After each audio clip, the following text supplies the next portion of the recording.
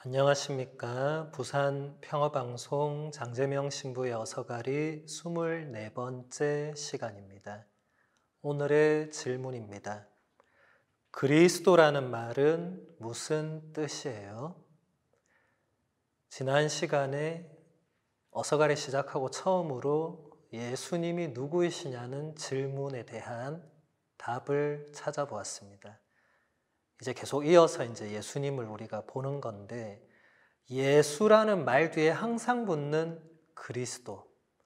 우리 지난 시간에 예수는 히브리어로 하느님이 구원하신다는 뜻이라고 이제 그 어원적인 뜻은 살펴봤죠. 근데 그리스도는 또 이게 무슨 말인가 하고 자녀들이 물을 수 있죠. 그 대답을 먼저 UK 프렌즈로 보도록 하겠습니다. 그리스도라는 말은 히브리어 메시아에서 나온 건데 기름 부음 받은 이라는 뜻이에요. 고대 이스라엘에서는 새롭게 임금이 되어 이스라엘을 다스리는 일을 시작할 때에 그에게 거룩한 기름을 바르는 예식을 거행했어요.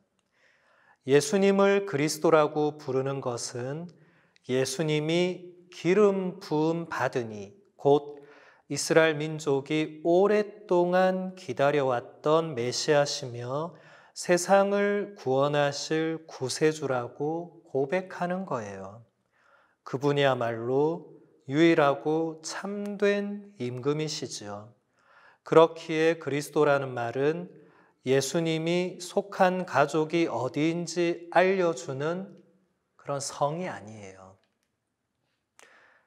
예수 그리스도라는 말은 마이클 조던 할 때 조던이 아니란 말입니다. 성이 아니고 예수는 그리스도이시다라는 신앙의 고백입니다. 여러분, 마이클 조던 하면 마이클이 조던이다 이렇게 아무도 생각 안 하죠. 그 사람 이름이 마이클이고 성이 조던이구나, 조던 가문의 마이클이구나 이렇게 아는 거죠. 하지만 예수 그리스도는 그리스도 가문의 예수 이게 아니고 예수는 그리스도이시다. 그리고 그리스도라는 말이 기름 부음을 받으니다. 좀 어렵죠. 조금 더 살펴보도록 하겠습니다. 그리스도라는 말은 그리스어 크리스토스에서 유래한 것으로 이 단어는 그리스어 동사 크리오에서 파생이 된 말입니다. 이 동사의 뜻은 기름을 붓다, 기름을 바르다 이런 뜻인데 크리스토스는 이 동사의 수동태, 과거 분사형이고 그 의미는 기름 부음을 받은, 그러니까 기름 부음을 받은 사람 이런 뜻이 되는 거죠. 이 단어가 크리스토스라는 고유명사로 사용이 되면 히브리어의 메시아, 곧 하느님께서 보내실 구세주를 의미하고 그리스도교는 그 구세주가 바로 예수님이라고 믿기 때문에 예수님을 그리스도라고 고백을 하는 것입니다. 자, 이게 이제 원어를 보면 일단 크리스투스라고 이 말이 우리가 지금 그리스도라고 쓰고 있는 말인데, 자, 여기서 이렇게 이걸 생략하면 영어로 크라이스트 똑같죠, 그렇죠? 근데 이 라틴어 크리스투스는 그리스어로 크리스토스라는 말을 거의 그대로 음역한 것입니다. 음역은 소리 나는 그대로 번역하는 거죠. 크리스토스. 근데 이 말은 제가 아까 설명했듯이 그리스어 동사 크리오라는 동사가 있어요.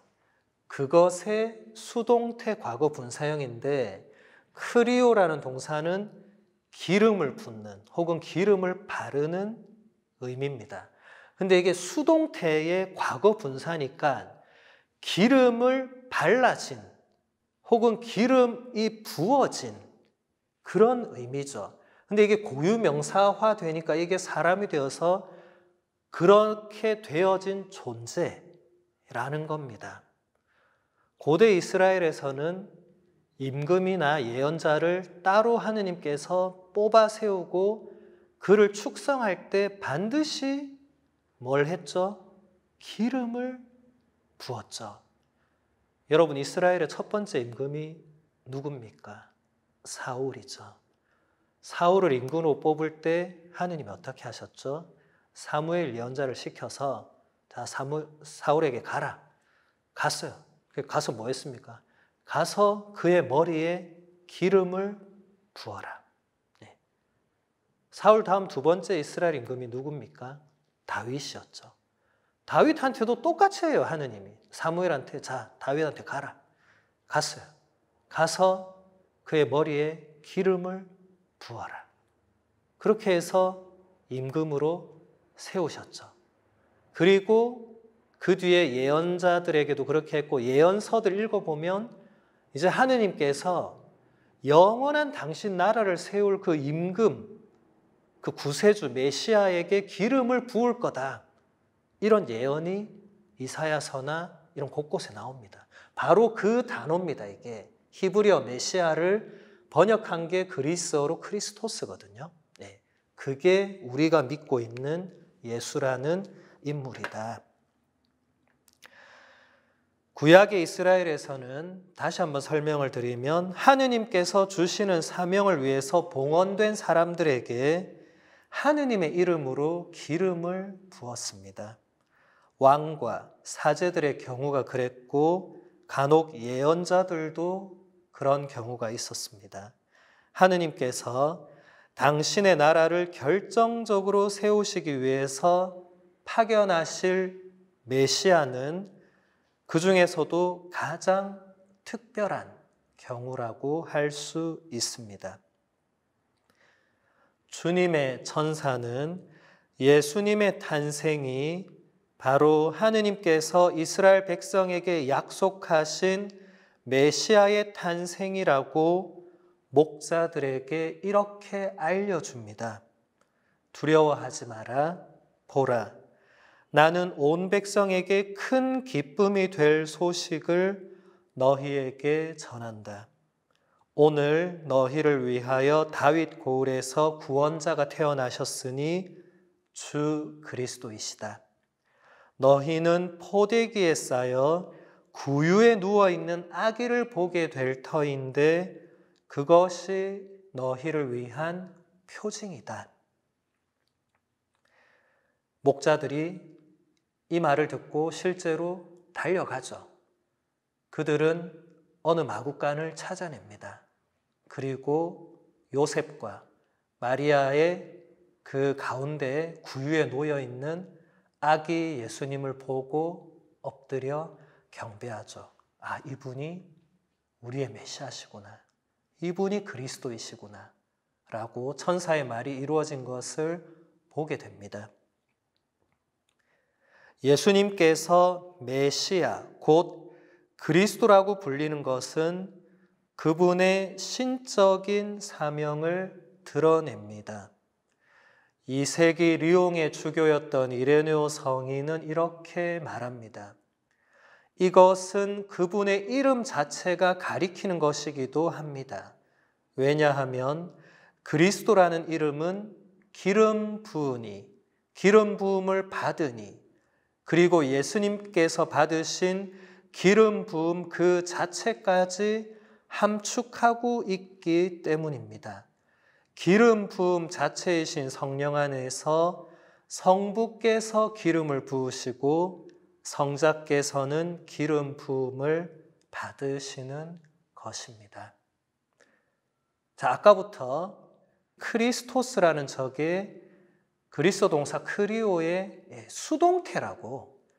여러분, 수동태가 무슨 말인지 아시죠? 내가 뭔가를 능동적으로 하는 게 아니고 나는 가만히 있고 누군가가 나에게 뭔가를 하는 걸 내가 수동적으로 받아들이는 걸 말하죠. 근데 기름 부음을 받는다고. 그럼 과연 누가 예수에게 기름을 붓느냐? 바로 하느님이시다. 여러분, 예수님께서 공생활을 처음 시작하실 때 이 회당에 들어가셔서 이사야서의 두루마리를 펼쳐서 읽으십니다. 그 구절이 뭐였습니까? 주님께서 나에게 기름을 부으시어 가난한 이들에게 기쁜 소식을 전하고 잡혀간 이들에게 해방을 선포하며 억눌린 이들에게 그 무언가 자유를 선포하게 하셨다고. 그리고 예수님 뭐라고 하셨죠? 지금 너희가 들은 그 말씀이 바로 지금 이 자리에서 이루어졌다고. 그럼 이게 무슨 말이죠? 하느님께서 기름을 누구한테 부었다는 겁니까? 바로 예수님 본인한테. 예. 본인이 바로 그 메시아라는 것을 말씀하신 거죠. 예수님께서 길을 가다가 제자들한테 이런 질문을 하십니다. 너희는 나를 누구라고 하느냐? 베드로가 이렇게 대답하죠. 스승님은 살아계신 하느님의 아드님 그리스도이십니다. 만점짜리 답변을 합니다. 베드로가 이렇게 답하니까 예수님 뭐라고 하셨죠? 너는 복이 있다. 그것은 네가 말한 게 아니라 하느님께서 너에게 알려주신 거다. 예. 사실 베드로가 무식한 어부였죠. 그러니까 이 예수님이 구약에 예언된 그 메시아라는 것을 본인이 처음부터 알고 말한 게 아니고 하느님께서 베드로에게 알려주셨다는 겁니다. 예수님께서 십자가 죽음을 겪으시고 부활하신 이후에 그 아까 무식하다고 제가 말했던 베드로 사도가 놀랍게도 이런 말을 이스라엘 백성들 앞에서 합니다. 이스라엘 온 집안은 분명히 알아두십시오. 하느님께서는 여러분이 십자가에 못 박은 이 예수님을 주님과 메시아로 삼으셨습니다. 이제 베드로는 확실히 깨닫게 됐죠. 부활하신 예수님이 제자들을 만나서 하신 일 여러 가지가 있지만 그 중에 하나 뭐였습니까? 그들의 마음을 여시어 성경의 말씀들을 깨닫게 해주신 거죠. 그래서 제자들이 그때서야 우리 스승님이 진짜 구약에 예언된 그 메시아시구나 하고 알게 된 거죠. 그리고 가만히 있지 않았죠. 잠궜던 문을 박차고 나가서 사람들에게 부활하신 예수님을 선포하기 시작했죠. 우리 세번역 성경은 여기서 메시아라고 번역을 했습니다. 제가 아까 읽어드릴 때 베드로 사도가 이렇게 말했다고 했죠. 여러분이 십자가에 못 박은 이 예수님을 주님과 메시아로 삼으셨다. 그런데 이 그리스어 원문의 단어를 보면 크리스톤, 곧 그리스도이십니다. 그렇게 바꿔서 읽으면 이스라엘 온 집안은 분명히 알아두십시오. 하느님께서는 여러분이 십자가에 못 박은 이 예수님을 주님과 그리스도로 삼으셨습니다. 자, 그래서 우리가 예수님 부를 때 뭐라고 합니까? 주 예수 그리스도님. 예, 주님과 그리스도로 삼으셨다. 그래서 우리가 예수님을 주 그리스도라고 고백을 하는 것입니다.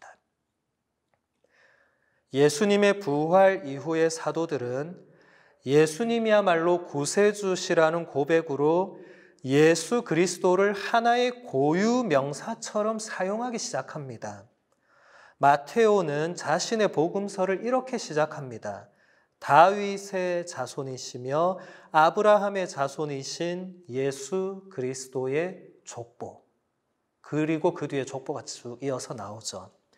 마르코도 자신의 복음서를 이렇게 시작합니다. 하느님의 아드님 예수 그리스도의 복음의 시작. 그리고 자신의 복음서를 써나갑니다. 마르코 복음서 1장 1절은 대단히 중요한 게 마르코 복음서 전체의 내용을 이 한 문장에 그대로 함축해 놓은 겁니다. 그러니까 예수는 하느님의 아드님이고 그리스도이시다. 이것이 우리에게 복음, 즉 기쁜 소식이다. 마르코가 복음서 전체를 서술하면서 말하고자 하는 게 바로 이것이죠. 사도 바오로도 에페소인들에게 보낸 편지의 끝부분에서 마지막 인사를 이렇게 하고 있습니다. 하느님 아버지와 주 예수 그리스도에게서 평화가 그리고 믿음과 더불어 사랑이 형제들에게 내리기를 빕니다. 불멸의 생명과 더불어 은총이 우리 주 예수 그리스도를 사랑하는 모든 이와 함께 하기를 빕니다. 네, 여기서도 보면 주 예수 그리스도. 네. 이 바오로가 미리 마르코하고 만나고 이렇게 적자. 이럴 수가 없습니다. 요즘 같으면 서로 미리 얘기하겠지만 그 시대에는 휴대폰도 없고 아무것도 없던 시대였습니다. 서로 다르게 이 예수를 체험했지만 고백이 지금 똑같은 거예요. 사도 요한도 요한묵시록이라는 책을 썼죠. 그 묵시록을 이렇게 시작하고 있습니다. 예수 그리스도의 계시, 하느님께서 머지않아 반드시 일어날 일들을 당신 종들에게 보여주시려고 그리스도께 알리셨고 그리스도께서 당신 천사를 보내시어 당신 종 요한에게 알려주신 계시입니다. 요한은 하느님의 말씀과 예수 그리스도의 증언, 곧 자기가 본 모든 것을 증언하였습니다. 지금 제가 인용한 모든 구절들은 한결같이 예수 그리스도를 같이 붙여서 사용합니다. 그래서 이게 예수 그리스도라는 마치 이름과 성처럼 혼동될 수 있지만 그게 아니라 이것은 언제까지나 예수는 그리스도이시다라는 신앙의 고백입니다. 예수님을 하느님의 아드님이며 구세주, 메시아로 믿지 않는 사람들은 그 누구도 예수를 그리스도라고 고백하지 않습니다. 이것은 우리 그리스도교 신자들만 유일하게 사용하는 호칭입니다. 당신은 하느님의 아드님 그리스도이십니다. 라는 아까 베드로의 고백이 우리 모두의 고백이 되는 것이죠. 오늘은 여기서 마무리하도록 하겠습니다. 감사합니다.